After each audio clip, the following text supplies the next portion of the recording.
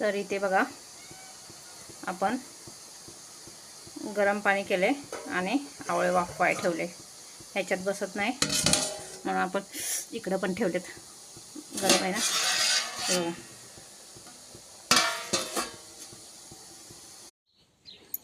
तर आपले आवळे आता वाफवून झालेत.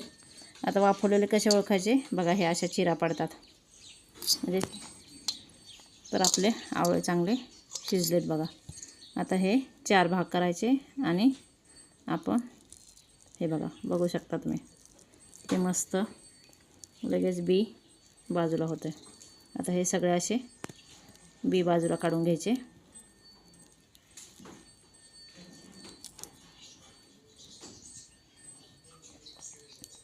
असे एक एक एक करून आपण आता